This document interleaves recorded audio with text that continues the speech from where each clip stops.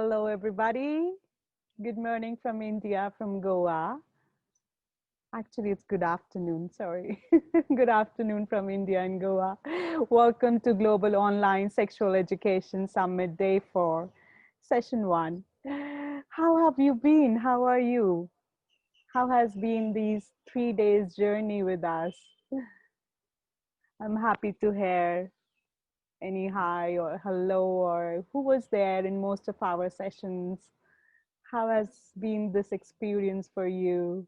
Yes, I see one hand over there of Anna. Thank you. Very nice, Sandeep. Nikhil, excellent.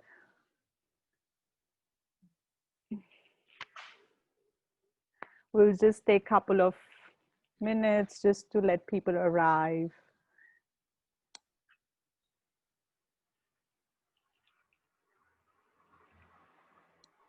Session of Dr. Gail was an eye-opener. Yes, it is.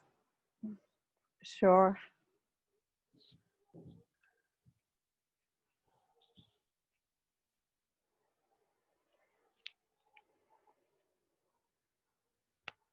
And as the people are still arriving, maybe we can just take a couple of minutes to tune in with ourselves. So I invite you all just to close your eyes and really, really arrive here and now. To be really present.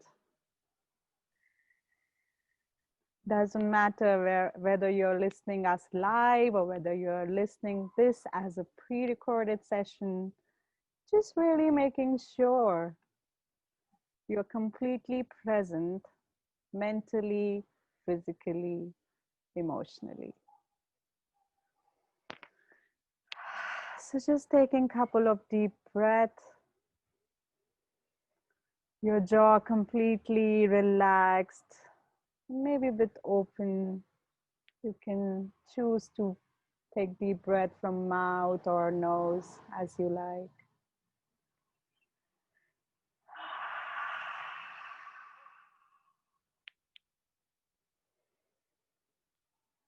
And letting your body move if it likes, if it wants to have any kind of movement or maybe a little shake.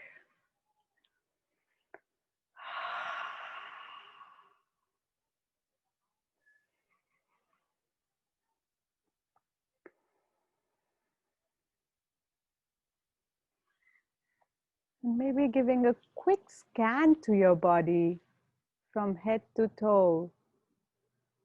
What kind of sensations are present today for you? How are you feeling in this moment?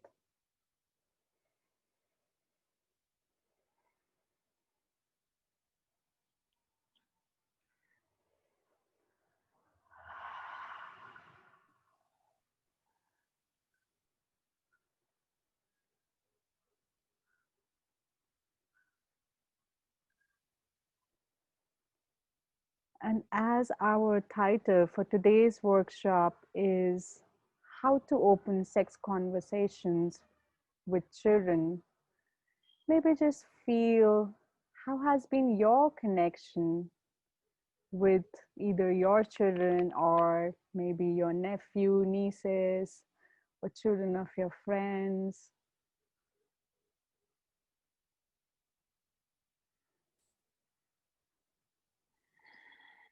And why do you feel that this is necessary to have sex education for parents or for children? What's your answer for yourself? Why, what brought you here?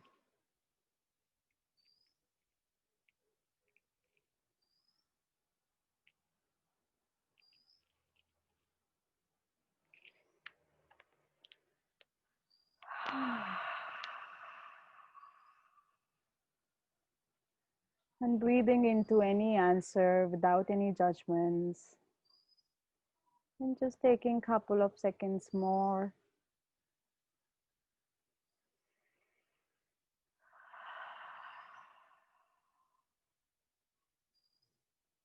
And whenever you are ready, You can open your eyes, and if you like to share something, you can share with us.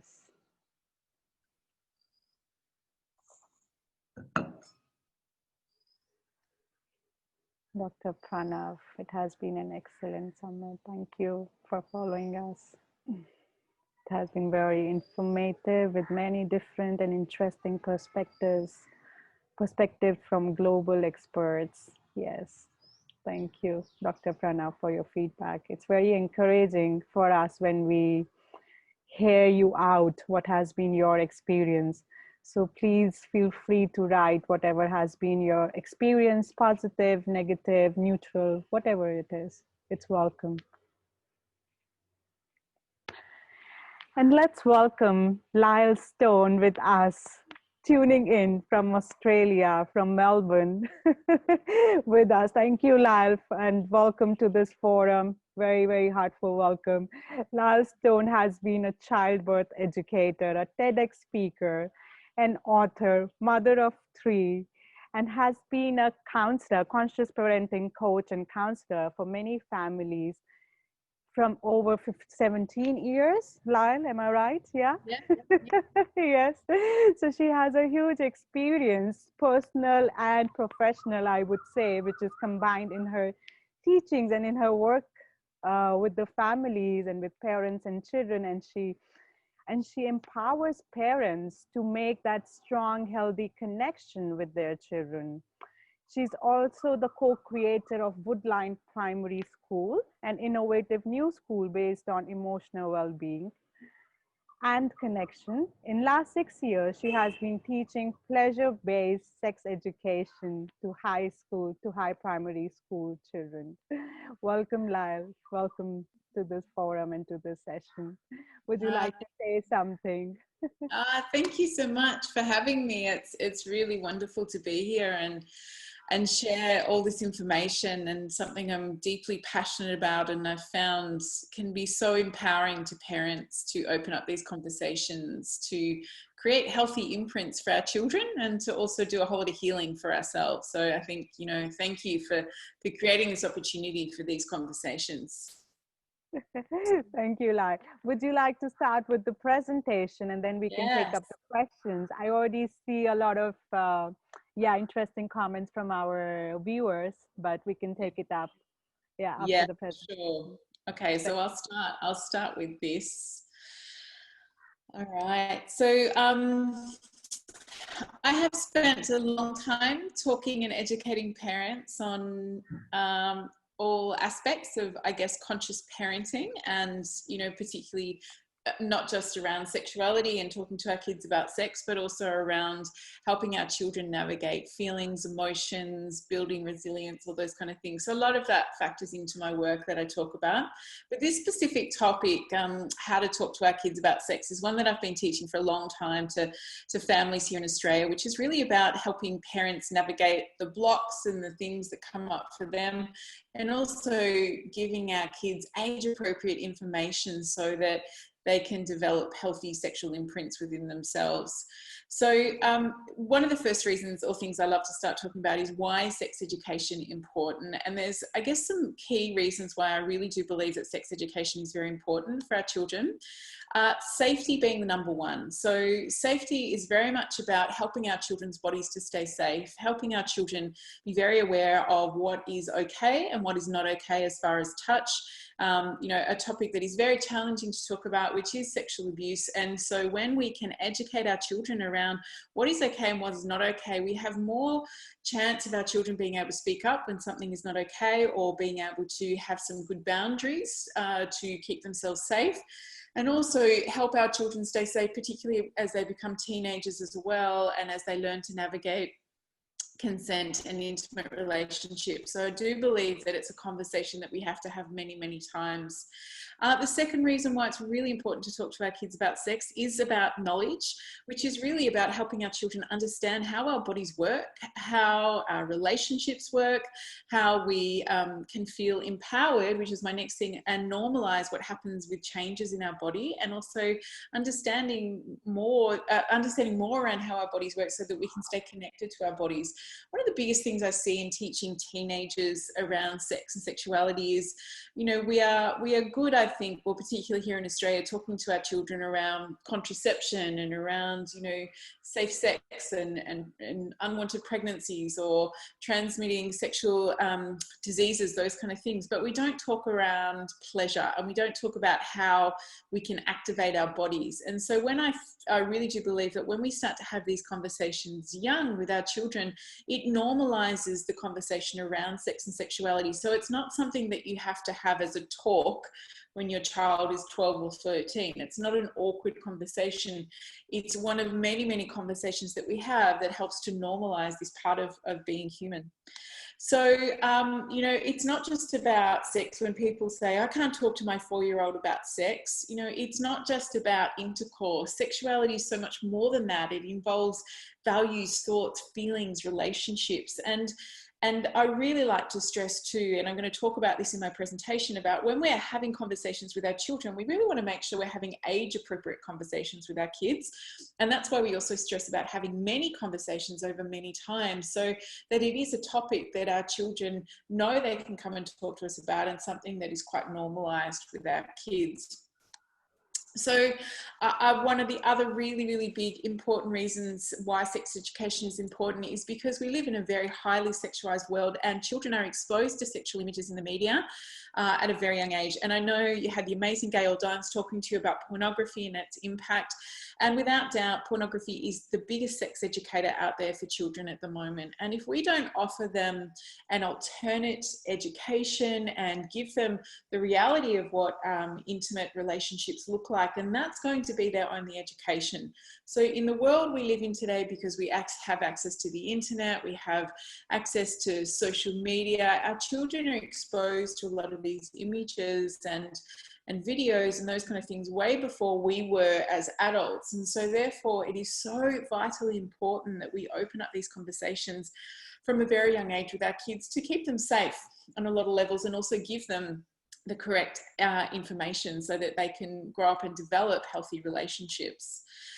A few other reasons why we should talk about sex, because curiosity about sex is really, really natural. People of all ages have questions, especially teenagers. You know, one of my favorite parts of being a sexual health educator in high schools is the opportunity to go into the kids and say, look, nothing is off the table here. We can talk about whatever you want to talk about. And usually they're a bit like, I don't know, he's like this woman coming into our class. But because I'm not their teacher, because I am a guest into their school, and I make it really clear from the beginning, we can talk about everything and anything, and I'm here to help you have really good, healthy conversations. Then straight away they start to kind of drop their guard a bit and then ask and write questions to me around things that they're really curious about.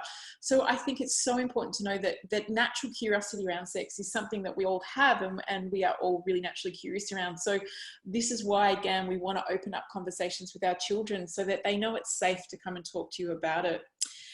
Also, as I mentioned before, understanding how your body works and how to take care of it is a really important part of building a very healthy life, and about understanding and having a deeper connection to our bodies. So when we talk to children from a really young age around how reproduction works, around what sex is, around what menstruation is, when we begin to open up these conversations for our children, they begin to gather, I guess, well, I find a bit more of respect for what their body does, and also, again, normalize these beautiful functions that our bodies actually go through. Also, while we should talk about it, is accurate information about sex and sexuality is a very good thing. As I mentioned, our biggest sex educator is pornography on the internet. So we do need to offer counter information to our children so they know what is right and what is very normalized. And I guess my favorite point around why we need to talk to our kids about sex is because we want to create a pleasure story, not a shame story. And I have found over my years of working with parents and listening to their own stories around what that was like for them growing up, is in the absence of conversation around sex, most people took on a story of shame because it wasn't talked about. A lot of people take on a story of there must be something wrong, or this is embarrassing, or I can't talk about it because it's not something we talk about around the dinner table. It's not something my parents feel comfortable talking to me about. So quite often we develop a shame story instead of a pleasure story. And I think, this again really fuels, I guess, why I got into doing this work is, I have 3 beautiful children. I have a 20-year-old son, a 17-year-old daughter, and a 12-year-old daughter. And I remember when my son was starting to go through puberty when he was about 12 or 13. And I remember thinking, oh my God, I don't want him to have a story around sex and sexuality that is not about respecting their partner, is not around understanding consent and pleasure. And so it took me on this big, deep dive into, well, what would I want my children to know? And that's how I actually started working this field, because I did a lot of research to say, what kind of information do teenagers want? And then I went to his secondary school and said, are you teaching the kids about this? And they're like, no, we're not talking. And I said, well, I'll come in and start talking to them about it. And that's when I started working in schools, because I realized nobody was really talking about pleasure to these teenagers. And I thought this is fundamentally important for our teenagers to understand about what pleasure is, how our bodies work, how we can be deeply respectful in our relationships so that we have healthy sexual relationships as we grow. So I thank my beautiful son, my oldest boy, who kind of inspired me to get going, because I was really adamant I wanted him to feel really comfortable around this topic, and then also for his younger sisters as well. So I love to start off my talks by kind of tapping into people saying, what did your sex ed consist of? And you're so welcome to write something in the comment if you like around what your sex education consisted of. For a lot of people I know, their sex education was pretty minimal. So you might have been given a book, you might have had a very awkward class at school with a teacher trying to have conversations with you around what sex or sexuality looks like. For some people, it was older brothers and sisters or cousins. For some people, their sex education wasn't a good experience at all. I know from working with so many parents that it's very rare that I find an adult that said, they put their hand up and say, I had a really amazing, fully comprehensive sex education that prepared me to have great sexual relationships. It's rare that I find anyone that actually says, yes, that was me, that's what I got. So it's really interesting when we look at what did our sex education consist of. And the reason why it's good to tune into that is because quite often that can inhibit our ability to speak to our kids about sex. Most people didn't have an imprint for them around a healthy discussion around sexuality. So there can often be a lot of embarrassment or a lot of shame when we go to have these conversations with our kids. So, the thing I really love to start with is by having a lot of compassion for ourselves as parents. If you're a parent, if you find it awkward having these conversations with your kids, it is so understandable. It is quite normal to feel like that. So give yourself a big dose of compassion to start with, to say, okay, I was never shown how to do this, and it does feel hard and tricky and uncomfortable having these conversations, but I'm going to be brave, and I'm going to start by just opening up the conversation slowly so that we can create a new imprint for our beautiful children.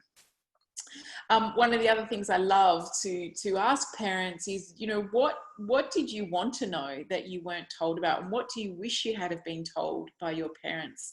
Now, it's interesting, a lot of the data around sex education says that most teenagers particularly would prefer their parents to be their main educator around sex. Most of them would prefer to listen to their parents, give them information and talk about it, then going and searching on the internet or their friends or even their school. So a lot of the data all supports the fact that children do want their parents to have these conversations with them. Sometimes I guess what gets in the way is us as parents feeling a little bit challenged around these topics. So you're probably going to hear me say this many times just through this presentation today, which is that it's not just one talk, it's many, many talks that we have with our kids around sex, because it's many ongoing conversations that are different, that kids are ready to hear stuff at different ages. So, I do know my youngest daughter, because I worked in birth for a long time, my kids knew a lot about childbirth, let me tell you, just because they're exposed to my work, and they used to get out my baby and my pelvis and the placenta and all the stuff and play with it even when they were younger. So they had really good understanding around birth and anatomy. But when my youngest daughter was maybe 3 or 4, and we talk about, when we get older and we go through puberty and we menstruate. So we talk about it then. And then I talk about it again to her when she's 6 or 7. And we talk about, what happens each month bodies that bleed. And then again at 10 or 11 we're having that conversation, and now this time when we started talking about it at 12, she was asking questions because I could see that it was starting to get closer to a time when that was happening for her. So all of a sudden, even though I told her this same information many times in the past, just because she was almost ready to really hear it now, she was asking different questions and she was listening in a different way. And even though I was like, you know, we've had this conversation, I realized that at this point in her development, this was something she was really ready to listen to. So that's why we may talk about the same things quite a few times over your children's development, because as they grow, each time they might be hearing different pieces with it. So don't be surprised if you have the same conversation many times. Now, I do love to remind parents that, you know, the first teachers of children and their sexuality comes from you. So they watch you from the moment you were born. They watch how you talk about your own body. They watch the way you interact with your intimate partner. They watch the way you talk about your intimate partner. They are watching and learning right from the beginning around what sexuality and relationships look like. And I guess my offering to parents is always, you know, if we talk harshly to our partners or if we talk badly about our bodies, our children are watching that. They are taking that in. You know, their imprint around sexuality is often set when they're really young. So we want to be very mindful about what we are saying, what we are talking about, or how we're talking about our own bodies, how we are interacting with our partners, because our children are always watching. And for any of you who have children, I'm sure you're well aware, it's not so much about what we say to our kids, it's about what we do. Our children are always feeling into our energy. They're always watching. They're always gauging where we're at. So even if we're saying one thing but we're feeling another, they're always going to be tuned into what we are feeling, not what we are saying. So it's really important, I think, as parents to be very mindful around what are the imprints that we're setting up for our kids around sexuality, around how we feel about our own bodies, around pleasure and those kind of things. And so I think it's important to just investigate a tiny bit within yourself around what is it that I'm setting up for my kids? Or if you don't have children, thinking about what it was that you witnessed in your own parents. How was their intimate relationship? How did they speak to each other? What was their relationship to their own bodies? What did you witness in watching your parents as you were growing up? You know, because that will often set up a big imprint for us as well around how we feel about these topics. So some of these beautiful, you know, positive imprints that we want to set with our kids is things like positive touch. Now, I really want to stress here, this is non-sexual touch for children. This is absolutely a boundary. This is about things I talk about you might be, you know, gently stroking your children's arms or their back and they get that tickly feeling, or you might be massaging their head. And it can be things when you're doing stuff like that where you actually say to your children, doesn't that touch feel wonderful? Does that feel really nice? And when we are doing that, what happens in the child is it goes, that is a good touch, that feels good for me. So that they know as they grow, if they are being touched, particularly when they're teenagers and they're intimate or sexual with someone, and the touch doesn't feel good, they're like, oh, that doesn't feel good for me. And they don't just put up with it. They're like, actually, that doesn't feel okay. Again, I want to be very, very clear here. I'm talking about non-sexual touch. I'm talking about just stuff that feels yummy. When we hug our kids, when we snuggle with them, when you stroke them and they have goosebumps. We are imprinting in here what good touch feels like. Also, other positive imprints we can do as parents is loving yourself, loving your body, talking kindly about your body, talking about how your body is amazing, about what your body is capable. Our children watch and listen to this all the time, and particularly not just females. I know males often can feel this as well. All of us really, you know, we have a very, very loud voice from social media that tells us how our bodies should be. And that loud, loud voice is sometimes very hard to drown out, particularly for teenagers. So if we can set up an imprint from a younger age, again, around loving our bodies and accepting ourselves, and that message hopefully starts to be the foundation for our kids. I also think things like modeling healthy boundaries and relationships are part of the positive imprints we're setting for our kids as well. Having a very clear no, being very sure on your boundaries, what is okay and what is not. And again, my last point, as I was mentioning before, about having beautiful open conversations with our kids so that they know they can come and talk to you if they do have questions about sex. We want to be what we call an askable parent, which means that our kids could go, oh, I can come and talk to you because I know you're not going to be embarrassed, or, you know, I want to know something, and, you know, you are a safe person to come to. I think just because of the job I do, you know, we have a lot of teenagers often come to our house, and I have many of my kids' friends who will come in and say, Lael, can I have a quick word with you about something? And they'll ask me questions about sex, or they'll ask me something to do with their partners. How do I do this? How do I navigate that? And I love that they come and do that, and they feel safe that they can come and do that. But a lot of them say, oh, I think my parents would be so embarrassed if I asked them, or I don't know, you know, if they would know what to say. So we want to, again, build up this beautiful trusting relationship with our kids, that it is safe for them to come and ask us about these topics. And that's where, again, we come back to having these ongoing conversations so they know that it can feel safe to do it.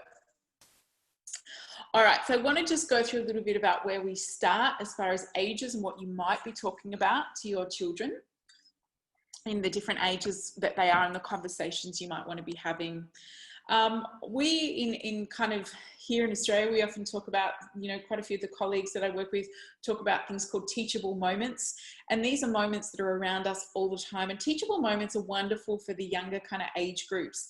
And teachable moments can be things that we see on television. It might be two people kissing on television, and we could be talking about what kissing is, and maybe do, you know, these people kiss each other, and you could have a conversation around that. Pregnancy is a beautiful teachable moment. You know, if you have a 4 or 5 year old and they see a pregnant person, you know, you might say to them, do you know how the baby got in there? And they might have a beautiful, you know, idea of how that might work.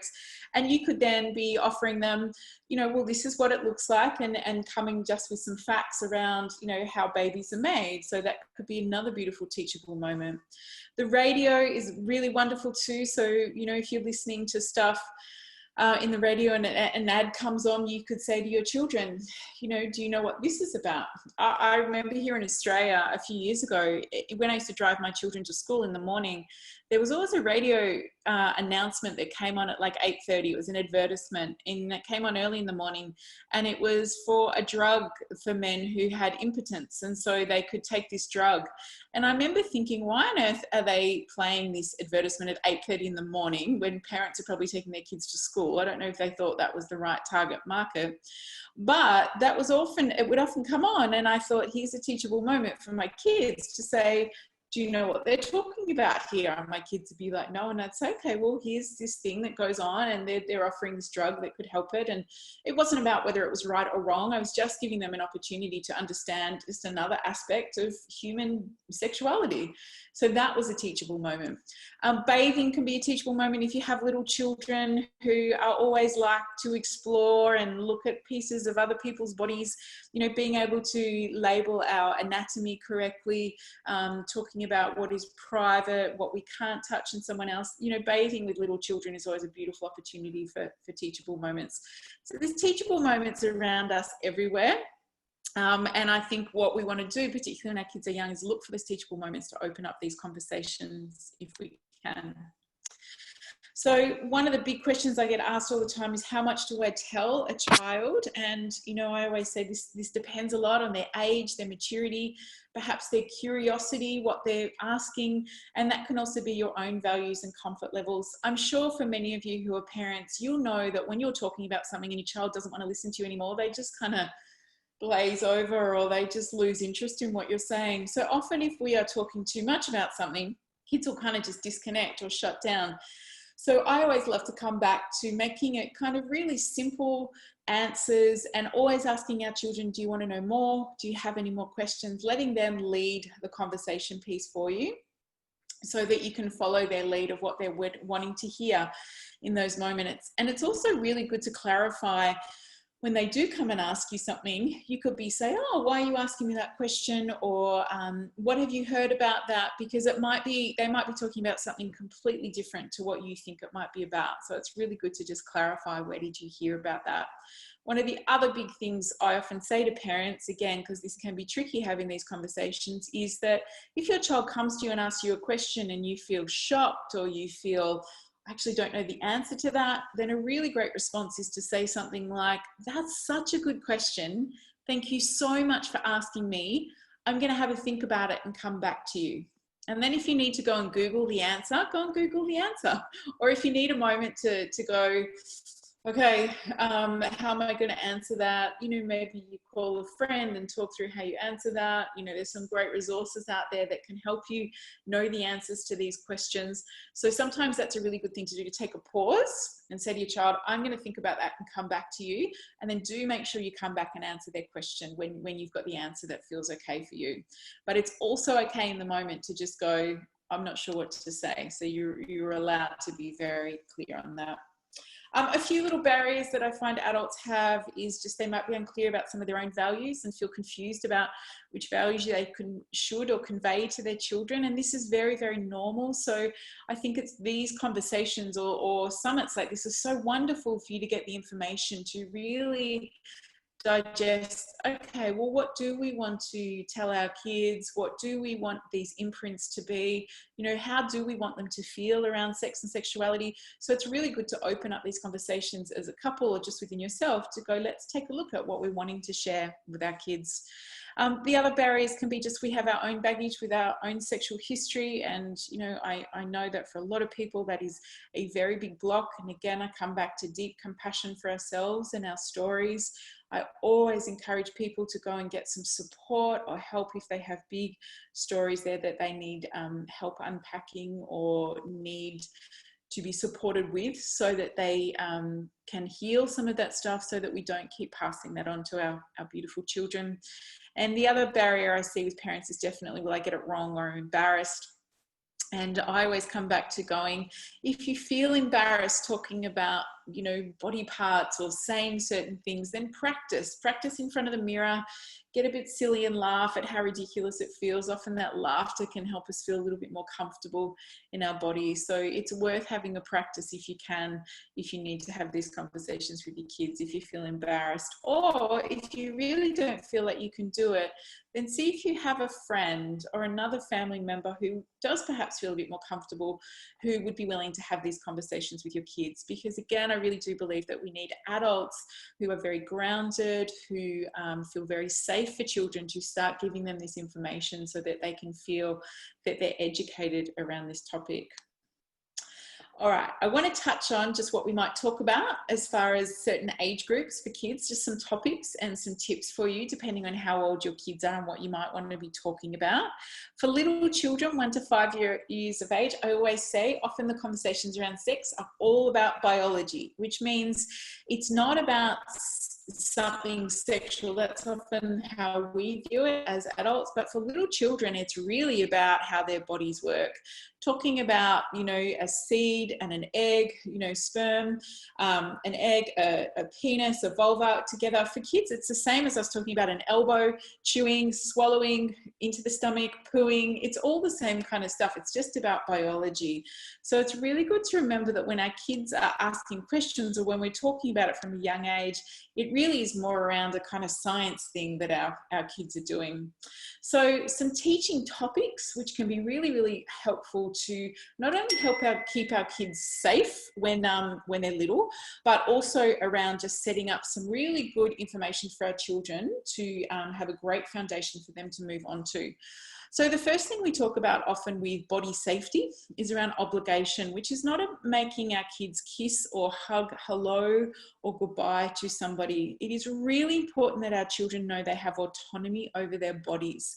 And I don't know if any of you ever experienced this when you were a young child and one of your parents would say, you know, go and give Aunt Jackie a kiss. But, you know, Aunt Jackie smelt terrible and, you know, you felt a bit yucky around her, and being told you had to go and give her a kiss often would have felt really terrible, because all parts of your body were saying, I don't want to do that.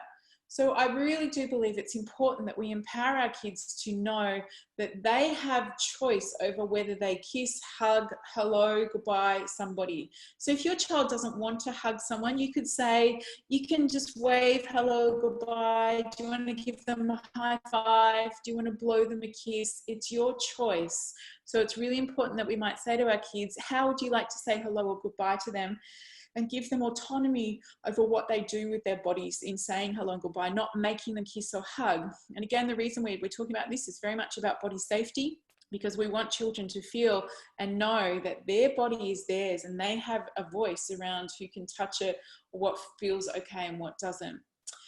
One of the other main topics we talk about with body safety is around body parts, so using the correct words for anatomy. So it can be really fun and beautiful to have nicknames for body parts, but it's really important that our children also know the correct terminology for their anatomy. And this again comes down to a safety thing. If unfortunately anything did happen to our children, then particularly from a legal standpoint, children need to be able to express, that somebody touched their penis or their vulva or their bottom, or words around their anatomy, so that it is clear around what has happened to them. So it's important that they do know the correct names for anatomy. You can absolutely still have fun names around body parts, but it's important that they know the correct terminology as well. The other thing in teaching topics is really just answering questions, as I said, around in factual medical terms, particularly for kids of young age, that if they do ask something, then you can just talk about it like you would talk about digesting food. It's a similar kind of stuff. You can talk about a sperm and an egg, and we need this and this to go together, and that's what makes a baby, and then a baby might come out of a vagina, or it might come out of the tummy, and we can talk about these in very quite factual terms, and children are usually pretty interested. And one of my best tips around talking particularly to little kids around this is by using books. There is some amazing books out there on all these kind of topics, and particularly for parents that feel a bit awkward in having these conversations, get some books and sit down and read them with your children, because they are such a wonderful way to help your kids ask questions, to talk about it. The books do the work for you. So don't just give it to your child to read, sit down and read it with them, so then you can have some beautiful conversations. The other thing we talk about is with 1 to 5 year olds is just around body familiarity, which is that, their bodies are their bodies, and that nobody's allowed to touch their, what we might call your private parts, or your vulva, your penis, your bottom. Nobody's allowed to touch them. These are for you, unless we are having to go to a doctor or a parent is with us, but these are just for you. I think it's also, really important to talk to our kids around that masturbation is very normal, particularly for young children. They do like to touch their bodies because it feels good, which is a wonderful thing, and we don't want to create shame around that. But you can have some boundaries around it, if you need. If your child does like to touch themselves a lot, that might not be appropriate when you're sitting at the dinner table. So you might say, that's all good that you want to touch your body, you might need to do that in your bedroom. So we can have boundaries around how that looks as well. But of course, we don't want to create shame around our children exploring their bodies, because it's a beautiful, natural thing for them to do. Again, coming back to the safety and consent element, is just that safety is their right. So it's again reinforcing to our children that, nobody can touch your body or make you do stuff that you do not want to do. Combined with this, I am a very, very big fan in a lot of my parenting work I do about allowing our children to express their feelings and emotions. It is so vitally important that children can be angry, they can be sad, they can be upset. It is so important that they know that those emotions are still safe to bring us as parents. When we tell our children to stop crying, when we tell them they're being naughty, if they're yelling, then what we're often doing is saying, those feelings and emotions I don't like. I only like the ones when you are good. And that often sets up a bit of a story in children that says, I'm only lovable when I'm good. And we don't want children to have this story, because it can set up such a big imprint around, in order to get love, I only have to be good. Whereas what we want our children to feel is that I love all parts of you. I love the angry parts, I love the happy parts, I love the sad parts, I love the passionate parts. There's ways that we deal with those big feelings and emotions, but it is very important, particularly when it comes to body safety as well, that our children have a right to say no, that they have a long, loud voice, and that is allowed to be expressed, and we're able to say, I hear you, I can hear your big no, I can hear what's going on for you. We can still have boundaries with our children, but it's important that we encourage them to express themselves, so that if something does happen for them, then they have that connection to their voice to be able to say that this isn't okay. One of the other things that we often talk about for young children is what we call early warning signs. And this is about helping our children understand to be able to trust their intuition and to trust their bodies when something doesn't feel okay. So we might talk about early warning signs as like feeling butterflies in our tummy, or feeling like we need to go to the toilet all of a sudden, or feeling shaky, or getting a bit hot and sweaty, or feeling nervous. And, you know, we can talk about that might be because you hear a loud dog bark and it makes you scared. That early warning sign might be when you see someone and you feel a bit uncomfortable and you're not sure why. Your early warning sign is saying something doesn't feel okay for me. And these are really important, that we encourage children to talk about those early warning signs. Again, if they are in a situation which doesn't feel safe and that early warning sign is there and they've had that dialogue with you before, then they're more likely to come and say, I've got an early warning sign, or I don't feel safe. And then we're much more likely for them to be able to stay safe in certain situations.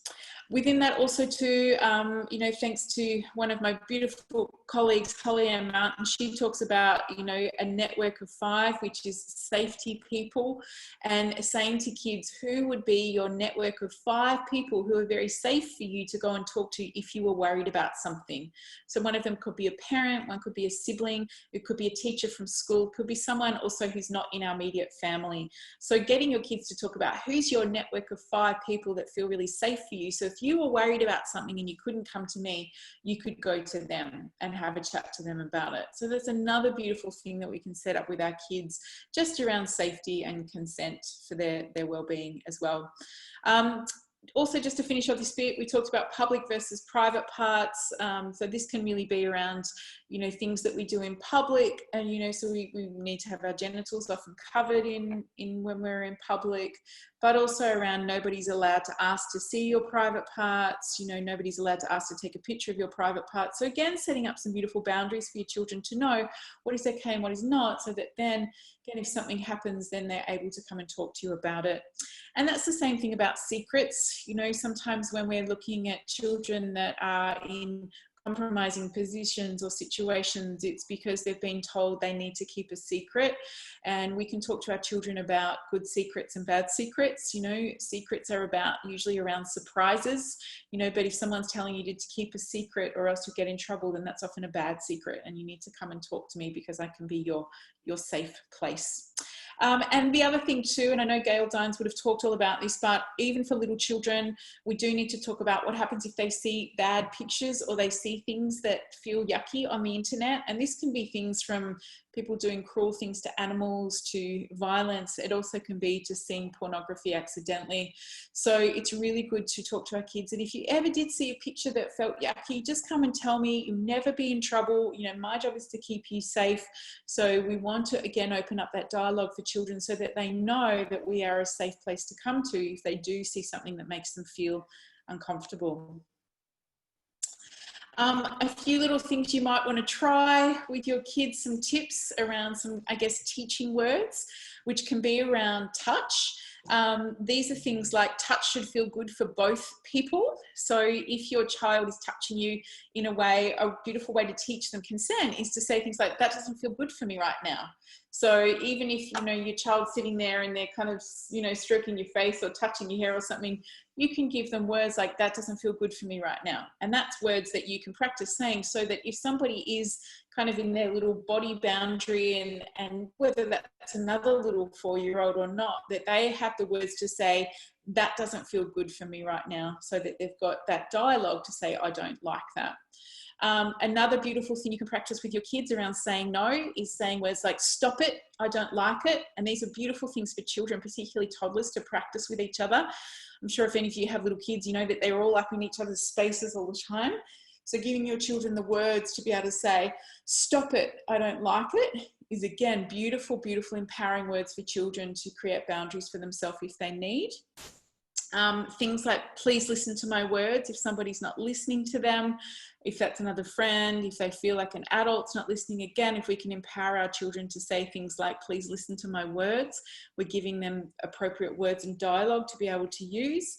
Or if they are in a situation with another friend and it feels tricky, they can say, I said no, I'm going to ask for help. So these are all beautiful things that you can practice with your children so that they have the words to use when things feel hard. One of the things that I do say to teenagers when I work with teens, particularly the younger teens, about getting into situations where it feels tricky, so things around consent, a lot of them often say, I don't know what to say in those moments. So we role play a lot of the things that we could say.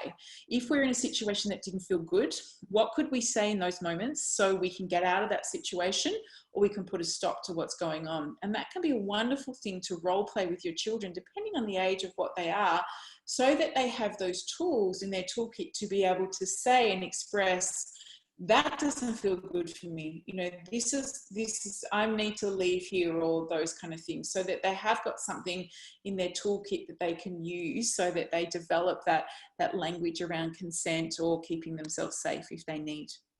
Okay, now I just want to jump onto, you know, just kids that are slightly older now, so that 6 to 9 year age group. These are topics you might be talking to your kids around in this group, which is about puberty and bodily changes. Super important to talk to our kids from a very young age around puberty and what happens with their bodies, because, you know, we never know when that's going to happen, and it's important that children have those tools early on so they understand around what their bodies might be going through and if they need to ask for help and what's happening. Consent, as we were talking about with the little kids, is an ongoing topic that we need to have again and again and again. I find that if any of you have more than one child, you'll know with siblings, they often will rumble or wrestle or can often, you know, get a bit physical with each other. And a wonderful way to help teach our kids around consent is that if you have more than one child and they're wrestling in the lounge room and one of them's like, stop it, get off me, you know, you can go over there and say, hey, let's pause for a minute. Did you hear her stop it? Did you hear her say, get off me? We need to listen when somebody says no. And that's another beautiful teaching moment you could use. And then they might wrestle and those kind of things again, and you might be there to go, did you hear her no there? So we need to practice and model that with our kids, again, from a young age, so that by the time they are teenagers, they have a strong no. They can be like, no, I don't like that. No, get away from me. No, that doesn't feel good for me. So we need to practice this with our kids as much as possible. Again, coming back to internet awareness and pornography, as I'm sure if you watch Gail's stuff, which if you haven't, you have to go and watch her because she's amazing.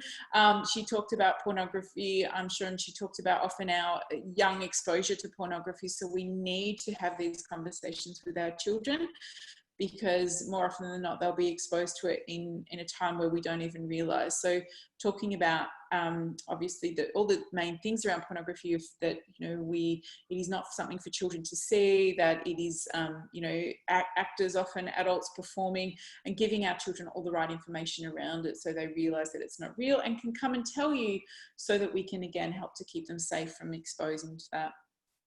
Also around 6 to 9 years of age is often when kids can develop crushes, which means that they like people, and often they don't know why they like someone. And sometimes it can feel very cute as a parent to kind of go, oh, you love someone, or you do this. But that again can create shame for kids. So I often encourage parents, if your child comes to you and says, oh, I've got a crush on someone, or I like someone, to be delighted for them and go, tell me what you like about them, or what feels nice about that person. So again, we're opening that conversation so they know they can come and talk to you if they need to, when they like somebody, when something feels good, not so that they feel embarrassed, you know, coming to you if we talk, you know, if we make fun of them on some level. Other topics around these age groups can be public and private topics, again, around, you know, what is okay out in public and keeping our bodies private if we need. Talking about what is sex. Often children will start to use the word sexy around this age, so having conversations, with them around what they might think sexy means, what we might mean by that word as a society, how that sits with you. So that can be another beautiful conversation to open up. And also just our values around sex. You know, and I think the beautiful thing about being a family is that we can have our own values around sex, and we can definitely influence our children in a way that we want to. So opening up again these conversations, that it can look different in all families, is a really important thing. Other things, as I mentioned before, around how do we talk about these things. If our kids do come to us and ask us a question, you can always start with, as I said, what do you think? Or how come you're asking that question? Have you heard something? And just be really open to hear where that conversation has come from for them. Another beautiful talking point can be just around bodies, around how your body will start to change. And also these are the times as kids start to move through puberty where, you know, again, we really make it clear that masturbation is a very normal thing. It's wonderful to be able to touch your body. It's something that we do in private. I think the less we can make it a bad thing or hide it, the better it is for our children to become fully expressed in their bodies, which is what we ideally want them to do. And again, coming back to that other point I said around what if we see images or stuff that feels hard, and there's also some wonderful books out there to help have these conversations with our kiddies. You know, the key thing again around supporting the sexuality of young people, as I mentioned before, is that we do need to be more accessible to them than what online porn is. And that is why starting these conversations early, if we can, is super important, so that we have set up this foundation for our kids to feel safe enough to come and talk to us about this, because, you know, the imprint is already there that this is something that we can absolutely talk about. Okay, so just to move into that kind of preteen 9 to 12 years of age group and what you might want to be talking about to your children then. This is also around good touch and bad touch again, which can be that often at this age, kids start to experiment a little bit. They might be kind of, you know, touching each other's bodies in certain ways because it is exciting and they're trying to figure out how things feel. Again, we want to come back to those beautiful conversations around consent, asking permission, being curious about what your body's doing, but really respecting the other person as we navigate this time in our life. Body image is often a big thing that starts to turn up in this age group too, which is sometimes when children are more curious and aware around what other kids are doing, what they're seeing perhaps on television or on social media. This is where their stories and anxieties can often surface around, am I enough? Is my body enough? Do I look the same way these do? And, you know, this is a huge topic to often talk about and can feel often distressing for parents when our children are talking about perhaps how their bodies aren't enough. And I think these are beautiful things, times where we have the opportunity to get real with ourselves and also with our kids, of imprinting that, you know, we are always often going to feel judgment that it's not enough, or we're going to compare ourselves. But I love to come back to the beautiful things that our bodies are. And this is often a very ongoing conversation. I know it can feel very heartbreaking for many parents I've spoken to when our children feel like their body's not enough.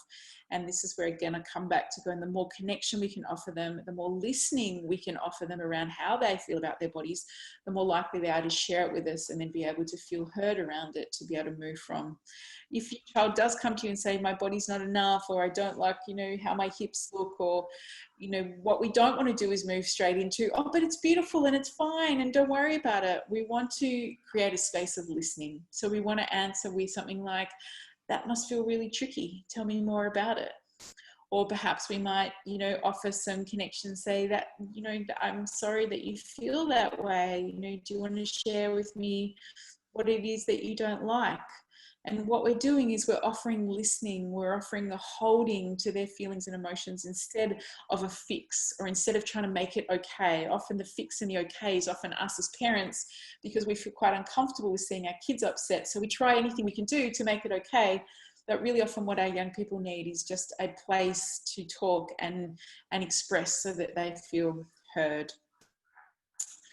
The things around consent, again, as you probably realize, this consent conversation is one that we have a lot, is really about practicing saying no loudly, making sure our children have a voice.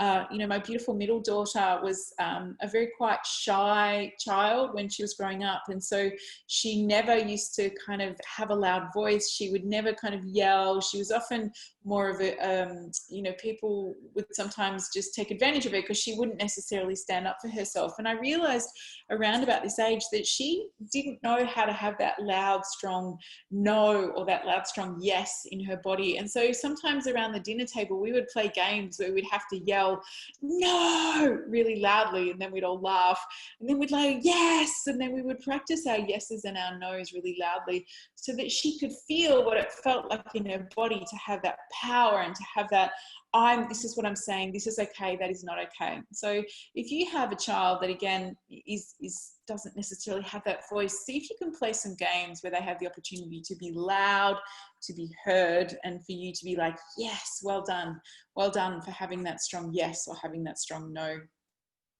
I often talk about, in one of the things with our teenagers, is that often we can get very confused about whether we should do something. Should I kiss this person? Should I go out with them? Should I have sex with them? There's often a lot of conflicting information, and I love to talk to my teens that we have a few different brains in our bodies. We've got a brain in our head, one in our heart, one in our gut and intuition, and one in our genitals. And sometimes one of those brains is talking louder, saying, do this, kiss that person, kiss that person, kiss that person, you know, and your genitals might be like, oh my God, I really want to do that. But your head might be going, oh, but that's my best friend's boyfriend, I probably shouldn't do that. So I say to the teens all the time, unless all 4 parts of your brains are going yes, then it's a no. So if it's a maybe, it's a no, until it's a full yes, until it's an enthusiastic yes, that feels good for me. Yes, I want to do that. Yes, I feel, you know, that is something that feels really great for me. And this is something, again, we can start talking to our preteens about, around these big decisions that are sometimes going to happen in the teenage years of, should I do this and should I not? So if ever we've got a little bit of doubt, then maybe let's just say that maybe is a no until it feels a full yes for me to do that. That's what I want to do. All parts of me feel aligned to say, yes, that feels really good. And this is the age again too where we might start talking more about pleasure. So we might start talking more about sex in the form of pleasure response. So it's more around responding, you know, not so much just about the whole reproduction of sex, but it might be opening up more discussions around why, you know, older teenagers or adults have sex is because it feels good, it gives us pleasure, and it's a wonderful thing. And these are probably more the age that you'd start to have these conversations with your kids around what that feels like. So beautiful things, again, we just talk about more puberty conversations. Again, as I mentioned earlier, that what can often happen is they hear it one way, and then as they start to go through puberty, they start to listen in a whole other way. So often when children go through puberty and those sex hormones start to really activate, they are then a lot more curious about sex. You know, a child can go from not caring or being attracted to anyone, and then a few weeks later, all of a sudden they're like, oh my God, that person's really attractive to me. And there can be such a huge shift just purely because of the changes in their body. So that's why, again, if we keep these conversations open, you know, we can kind of track where our kids are at, and our children can feel like they can come and talk to us as well. Another big, beautiful thing that we talk about too is rites of passage. And here in our culture in Australia, we don't have many rites of passage, unfortunately, for our kind of preteen kids. I wish there was more. And I think wherever you are in the world, if we can have some form of rite of passage for our children moving through these puberty years, it can be so powerful for our children to really mark this transition as they move into, as they're journeying more into adulthood. So if you do have rites of passage somewhere, wherever you are in the world, I highly recommend finding a way to mark that with your children. It can be such a beautiful, positive thing to do. This age group too is also where we might start talking more about reproduction and things like contraception and those kind of things, so that if children are curious about sex or wanting to venture down that path, then they're very aware around how we say safe having sex. I have a beautiful story actually about my kids, and have given me permission to share this, but maybe about 2 years ago, my son, his girlfriend was going to stay over the night, and he's like, you know, can she stay? And I was like, yep, of course, you know, and you know, my kids are very aware, and we talk a lot about sex and what's safe. So, you know, they were hanging out in his bedroom, and my daughter, who was about 10 at the time, I was putting her to bed, and as I was putting her to bed, she said to me, Mum, I want to talk to you about the teenagers. And I was like, oh, okay, darling, what do you want to talk about? And she said to me, well, do you think that they might have sex tonight? And I said, I don't know, darling, but if they do, that's their choice. You know, they are both consenting, and, you know, that's up for them to do. It's, you know, it's a private thing for them. And she said, well, if they have sex, I hope they use a condom. And I said, I'm sure they will, darling, because you know, they're very safe. And then she said, I might just go and remind them to make sure that they do. And I said, I don't think that's your job, sweetie. To imagine, you know, my son would probably be horrified that his 10-year-old sister sister walked in the room and said, are you guys using a condom tonight? So I said to her, I think, sweetie, that's just, you know, I love that you want to keep them safe, but I think they've got it covered for the moment. So I did love that story though, because she was quite concerned about their sexual health. So.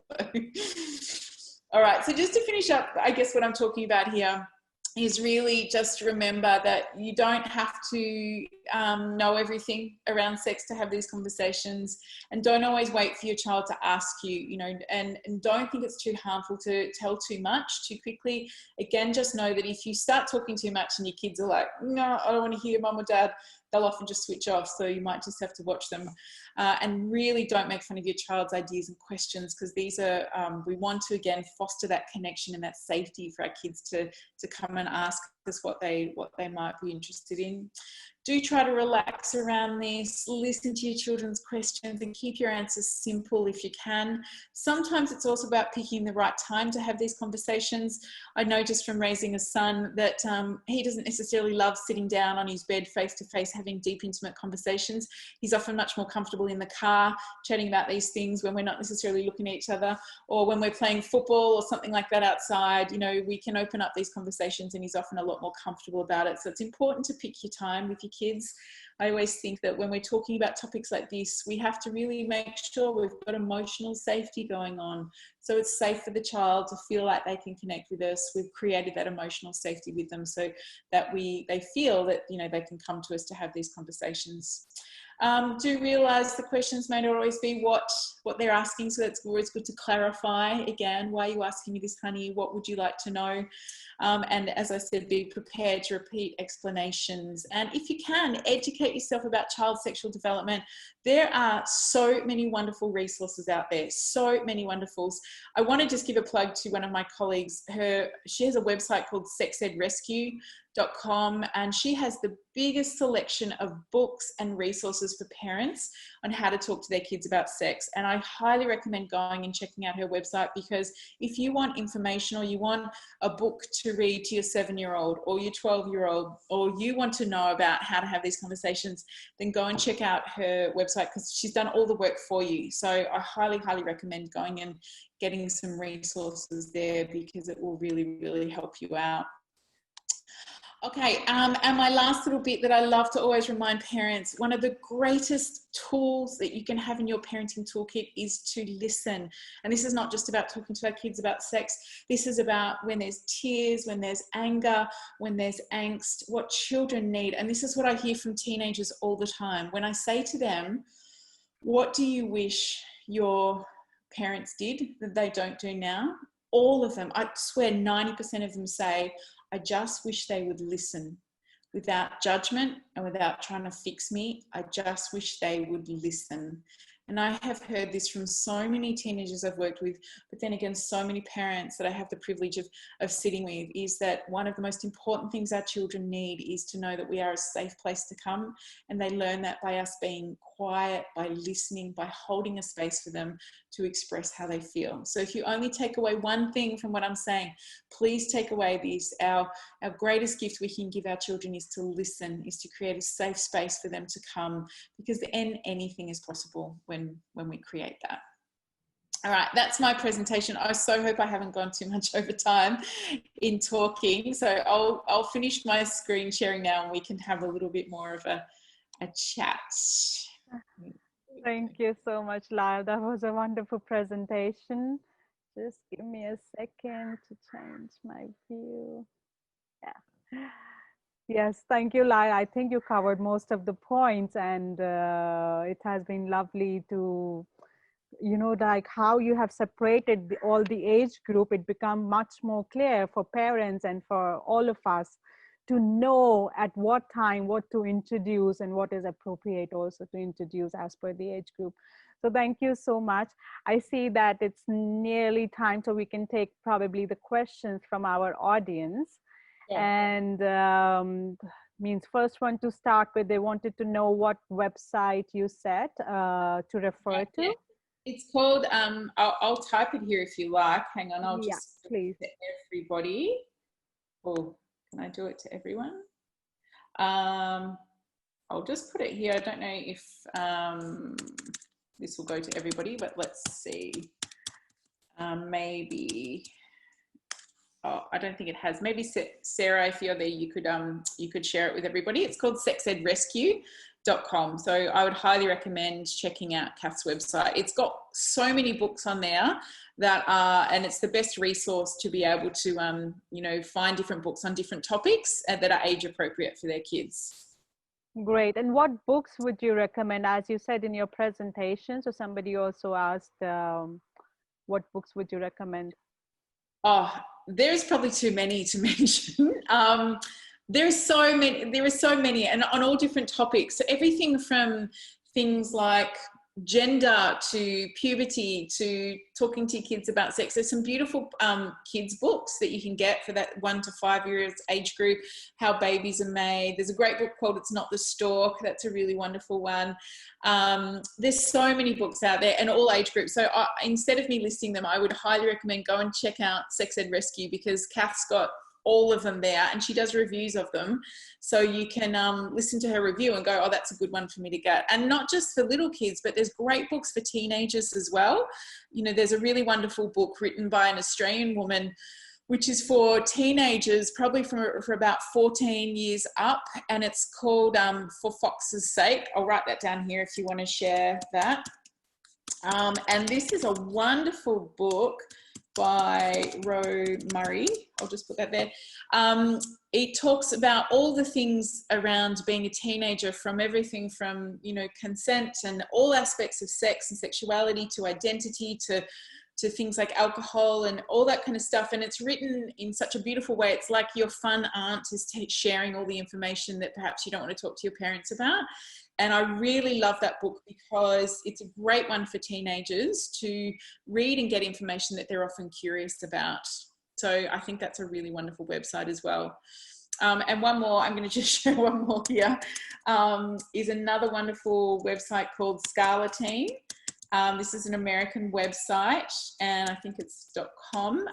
That is brilliant also for teenagers who have any questions around anything to do with sexuality. It's written by some wonderful sexual health educators and gives kids lots of really factual, wonderful information, so that if again they don't come to you, you can say to your kids, hey, go and check out this website. This is a really great one to look at as well. Ah, that's great to have such alternate resources, yes, to suggest them as well. There has been one question. Let me read it out, please, for you. What if a child feels pleasure with inappropriate touches by anyone? Yes, that is something that is definitely can happen. And there is something that we call arousal non-concordance, which is when our bodies might feel good with the touch we're having, even though it's inappropriate. And I think this is really important as parents, as protectors of children. This is why I think it's really important to talk to our kids from a young age around what is okay touch and what is not. And that sometimes people can touch us, can feel good, but when we come back to that, nobody's allowed to look at our private parts, touch our private parts, ask you to touch their private parts. When we can start to have these conversations so children know those boundaries, even if it feels good, hopefully we've created enough conversation so that they know that that's not an okay thing to do. And, you know, this is a really uncomfortable topic for a lot of people to talk about. I absolutely understand that. And I think this is where books can also be very, very helpful. There's a great book, I think it's How to Say No, I think, which addresses this topic in a very kid-friendly way. So I, again, really encourage parents to go and get some resources around this so that they can make sure that their kids are safe. Thank you, Lael. One of the person has asked, can you explain more about early warning signs? Yes, sure. So early warning signs for us as an adult might turn, you know, when we just start to feel nervous in our stomach, when, you know, when we just, our intuition is kind of going, oh, I don't know if this feels good. So as an adult, hopefully we've learned to trust our intuition. So the way that we explain that to our kids is that, you know, early warning signs can when we feel funny in the tummy. It's when we can feel really shaky all of a sudden. It's when we can feel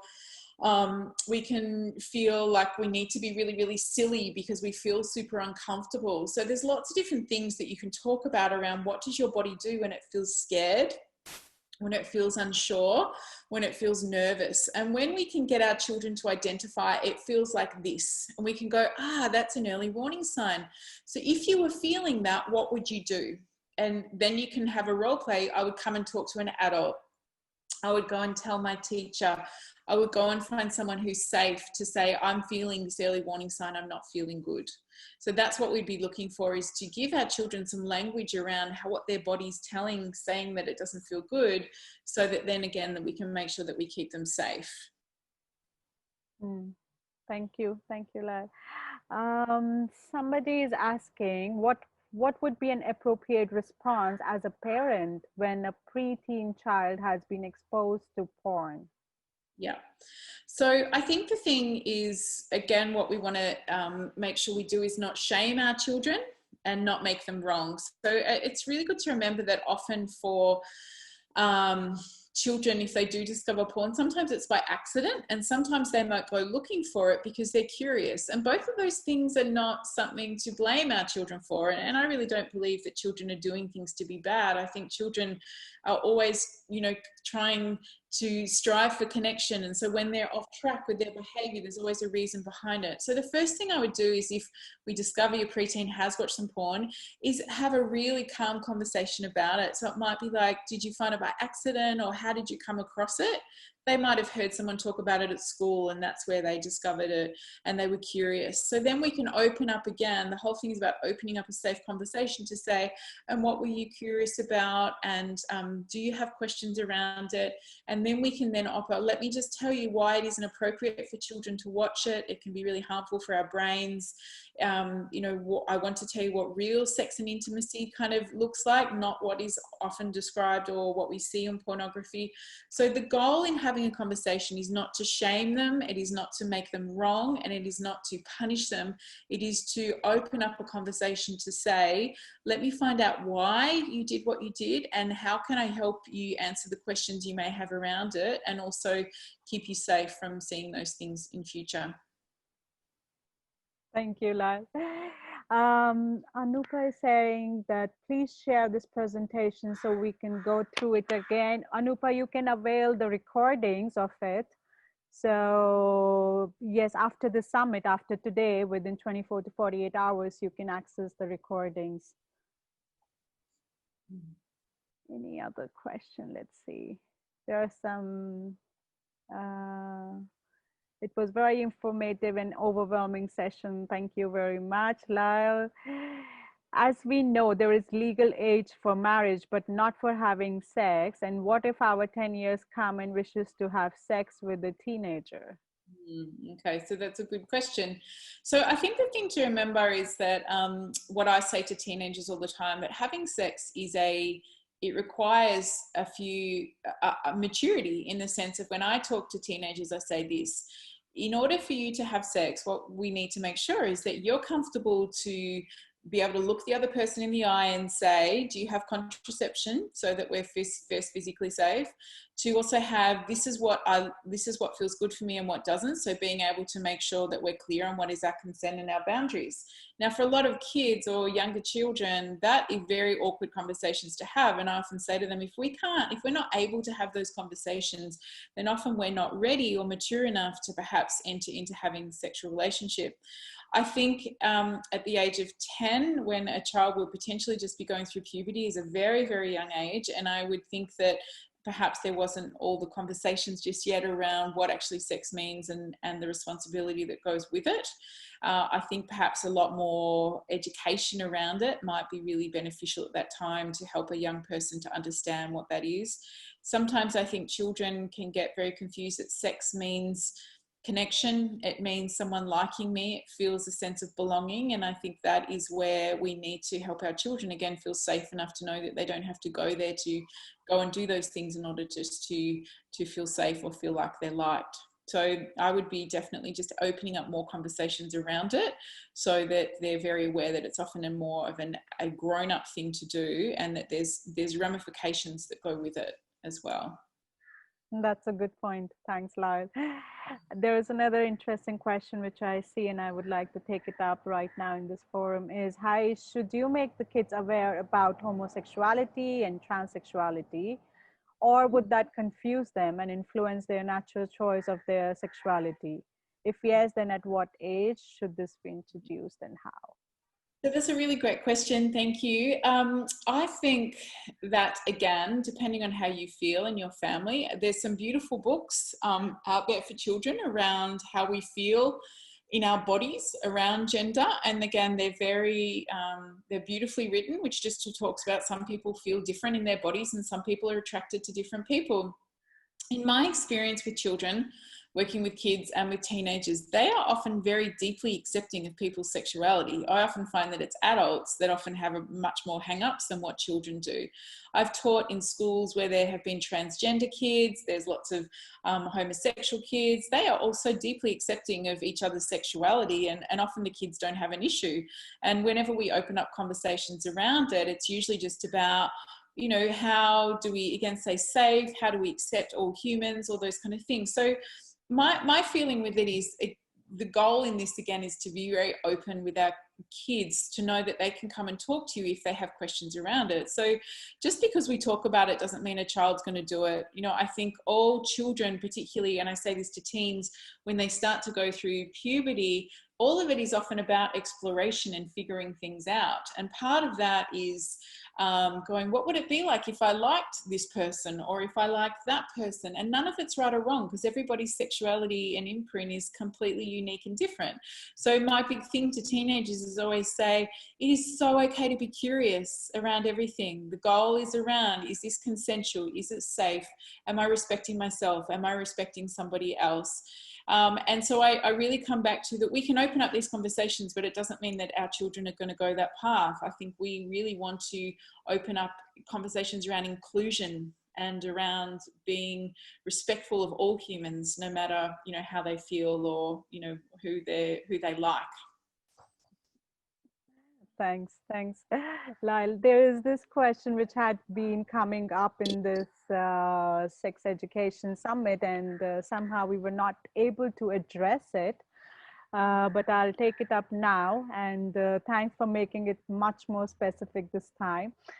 How can we teach sex education to kids with special needs, such as with Down syndrome, severe autism, or any mental development delay? Yes.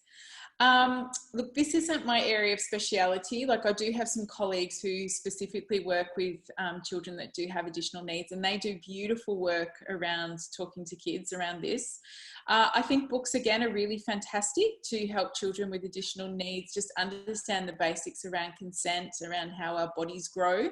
I think opening up conversations to talk about it, again, is a really important thing. And I think depending on the child and their specific needs, they may need more they may need more education around certain topics, around boundaries, around what is okay and what is not okay. And that's something that needs to be talked about maybe more times than what it would be just for the neurotypical kind of child.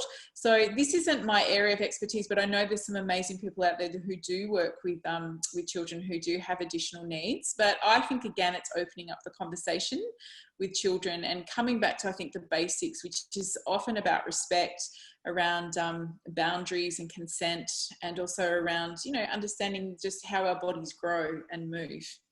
But yeah, I'd encourage whoever asked that question. Thank you. It's a great question. I'm sorry, I'm not probably the expert to speak to on this, but there are some beautiful people out there who do have a lot more knowledge around this topic. Would you like to recommend someone, Lyle? Oh, I knew you were going to ask me that. Now I can't remember the name of their website. I'm going to have to Okay. think about it. Maybe you can send it to us and we can share it. Yes, for sure. Yeah. Yeah. Yeah. Okay. There's another question from one of our viewers is, at what age should girls be told and taught about menstruation? I would like to add here, just a minute, live. We had yesterday a specific session for menstruation, and please do watch if you haven't. It's a very, very empowering session for all, I would say, women, boys, girls of all ages to know. So, Yes. because there is a lot of shame and a lot of, we feel it's very dirty, menstruation, it has its own taboo associated with it. So please do watch our session from yesterday, which was, screened at 5 p.m. And yes, you can also take up this question, Lael, to answer. Yeah, look, I think these conversations start again when our kids are young. So even when they're 4 or 5, when we're talking about how babies are made, we can talk about every month a woman has her period, what's called a period, or she menstruates, and where it's blood, and this is what comes out. And you can talk about it very factually, and kids are like, oh, okay, that's what's happening. And often you'll find a 4 or 5-year-old might be like, oh, mummy's got her blood, or this is what happens each month. I find, again, you can start from a young age just talking about it factually, and then as children move in that 5 to 9 age group, you'd be talking about it a bit more around as our bodies start to change. My own personal experience with menstruation was one that felt full of shame and embarrassment, and I was really adamant that that was going to be very different for my daughters. And I have such a beautiful story that my daughter's happy for me to share. But when she got her period, when she was 13, she was waiting for it. And then one day she comes in, I was on the phone, and she runs into the lounge room and she goes, it's arrived, it's arrived. And she was so happy, she was jumping up and down, and I was like, oh my God. And then she's like, let me talk you through it, Mum. And she's like, I went to the toilet and then this happened. It was so beautiful. And then she's like, I've got to ring Dad. So she rings my husband because she was so excited. She's like, Dad, guess what? I'm a woman. It was so beautiful. There was so much joy and laughter. My husband came home and we cuddled her in bed. She laid in between us and she sat there with so much joy on her face of just like, oh, it is now, I've at this time. And I remember it was incredibly healing for me. I had tears because I was like, wow, this is how I guess I really wanted to feel when I was that age. And for her, it was just celebration. And I think a lot of that had to do with the fact that we talked about it a lot. We said, this is a beautiful thing that happens with your body. We want to celebrate it, and then we had the day off school the next day, and we went and bought some beautiful jewelry, and we had lunch, and we just really honored it in a way that she wanted to. And there was no shame, there was only joy around her body had shifted and changed. And I think, I really do credit that to the fact that we talked a lot about it over the time, and I remember she even went out to her older brother, and when she went, guess what, I've got my period, and he like high-fived her and went, well done. Like, it was beautiful. Even for him, he was like, yes, that's awesome, what are you going to do? So I think the open conversation about it is really important. So I would start young if you can, to just, again, create some beautiful imprints. That's so beautiful to share your own personal story, Lyle. Very empowering, I feel, for the parents to give that kind of, awareness to their children, so that there is no shame. What we received probably as a child from our parents, we don't create the same image or same, imprints. Shazeen, I would really highly recommend that you also watch yesterday's video. They have a Facebook group which is called as Our Sacred Blood, and that has really powerful stories and pictures by women, by couples sharing their menstruation time, and very, very empowering stories. You would really love it. Read for yourself. You can share it also with your daughter, or yes, young girls, and even boys need to know, because men has no clue when they grow up into their adulthood that what is this women going, what is she going through. Can I So share one more story? Because I really want to share this actually about my son. please. Is that, when my daughters were young before they got their period, and, every month when I had my period and I'd feel tired and I'd feel depleted. And I remember one day saying to my husband, gosh, I'm still doing all this mothering stuff and I'm bleeding and I need to rest. And I said, you know what I'm going to do is every month I'm going to put out a red candle when I've got my period, and it's a time where I need rest. So we sat down with our kids at dinner, and my husband's like, do you know what happens for mum each month? And they're like, yeah, she bleeds. And so now when there's a red candle, it means that she's bleeding and we need to take care of her for those few days, because she takes care of us all the time. So what started to happen is, I started to put out the red candle, and my daughters knew this. So they knew that when they also would bleed, that they would get rest time as well. Not that we don't rest as well, but just this time we needed a little bit more care. And once we started doing it, it was my son who was the most responsive to it. So whenever I lit the candle, he'd be like, Mum, let me make you a cup of tea. Can I get you a hot pack? Do you want me to massage your feet? It was my son who just honored it the most. And now, as a 20-year-old, he has a beautiful girlfriend he's been with for 2 years.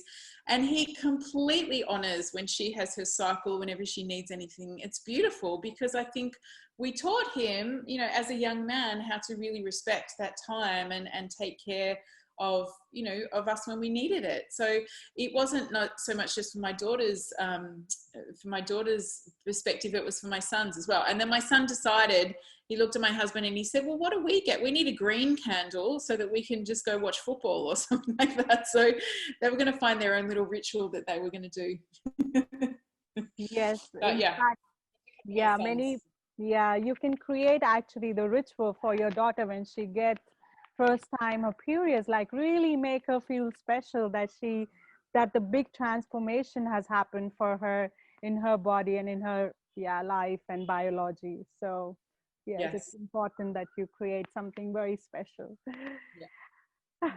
We have this question: how you handle with the boy 9 years old and his mother has picture and video naked and very explicit also on adult sites. He doesn't know yet, but he will find out one day by himself or with his friends.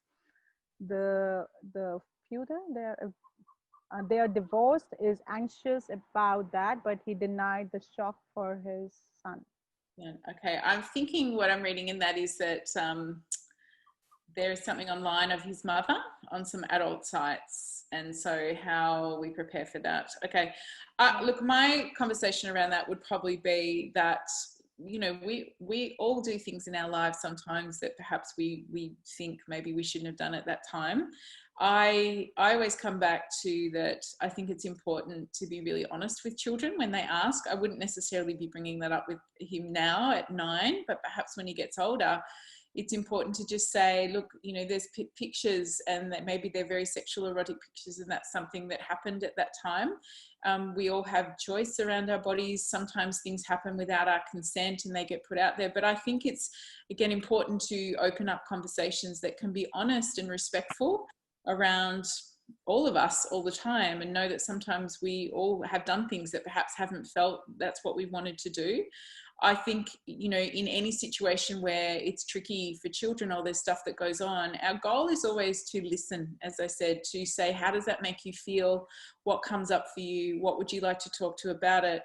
Because we know what often sets trauma in place is when we have experiences or we have events where we aren't able to be heard and listened to and process what happens in our bodies.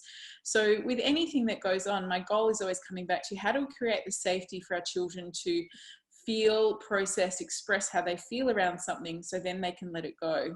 So, you know, in that situation, you know, who knows where that will go or how that would unfold, but I guess my advice would be, whatever unfolds with that, to be the one to create the safe space for that child to talk about how it feels for him.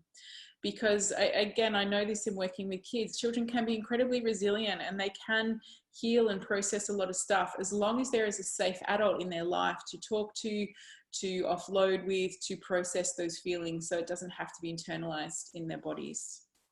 Thank you, Lael. That's a very good answer out there. I couldn't understand the question at first when I was reading it, but yes, now I grasp it. And the communication is a very, very important tool, and we underestimate the power of it.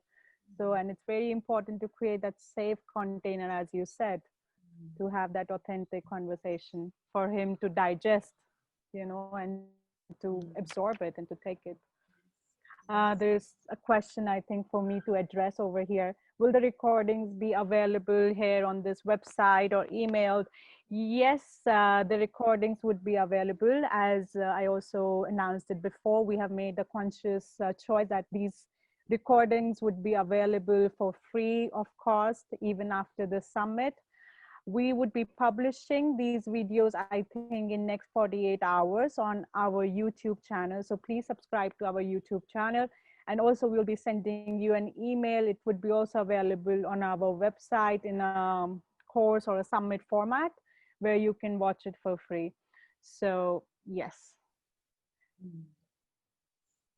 What is the difference between orgasm and masturbation, and how to tell teenagers about this? This is a good question. And I think, well, if we could all define what orgasm is, I think everybody would, you know, be happy. But I think it's something we've all been talking about for a long time around what pleasure is in that state. uh, I'm a big fan, I guess, of talking to teenagers around what feels good, and that we all have different things that feel good in our bodies, and that it's so normal to touch ourselves to feel good. That's what we're designed for. I think when we talk to teenagers, and everybody has, I guess, a different description of what an orgasm feels like. It just feels the greatest amount of pleasure. It can feel like a movement through your body. It can feel like energy through your body. I think everybody has a different description of what they might describe orgasms to be like. I think, what I say to teenagers is that it is so normal to explore your body.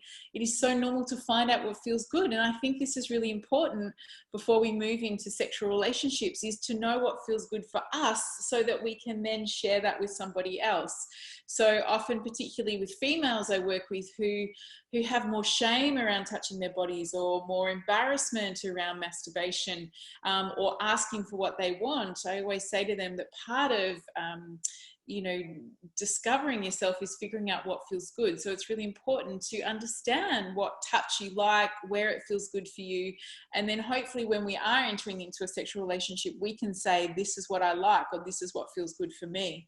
So I find that, and not to just be very stereotypical, but often with some of the young boys I work with, or the teenage boys, they know what feels good, and they've often found that pleasure spot a lot earlier than what females have. And so when I teach sex education, I have these beautiful diagrams and puppets and all sorts of things I show the kids to help them understand how their anatomy works, how their body can work, why we need to feel relaxed and calm in our bodies, how oxytocin works, all the beautiful things around our hormones as well that help us discover how our bodies can work well. So these are all part of beautiful learnings, that the teenage years give us. And I think if the key piece of information we're sharing with our kids is about exploration in a safe way to find out what feels good, and that there's no shame in it. It's wonderful. It's the best part of being human, really. One of the best parts of being human. Thanks for bringing up that, because I have seen many parents, especially for boys or either girls, when they discover that the children are self-pleasuring or masturbating, they create a kind of shame in children, and it give a very deep imprint even when they grow up, and it shows in their overall sexuality. So yes, thanks for throwing light on this. And yeah, we parents should be conscious what kind of impression are we giving to our own children. Yes. I think pretty much we have covered all the questions, and there are a lot of beautiful sharing. Such a beautiful story. I teared up. That was so beautiful. Very informative session. Thank you, Lael and Evolve, for making this possible. Thanks for being with us, Preeti, and attending it. I missed out yesterday's session. Where will I get it? Yes, you will get all the sessions after the summit will finish within 48 hours. As I announced, it would be published on our YouTube and on our website. So please feel free to subscribe. Yeah, in Tamil Nadu, they buy the girl new clothes and have a religious ceremony, share a meal with the community, and celebrate when she menstruates for the first time. Very beautiful. I love the red candle ritual and creating sons who are conscious and honor women sacred bleeding time. Thank you. Thank you. Thank you. So I think we covered all the questions. There are no more questions. And thank you so much, Lael, for joining us. And thank you, our dear, lovely audience, for joining us all around the globe. And thanks for supporting this summit by being present here.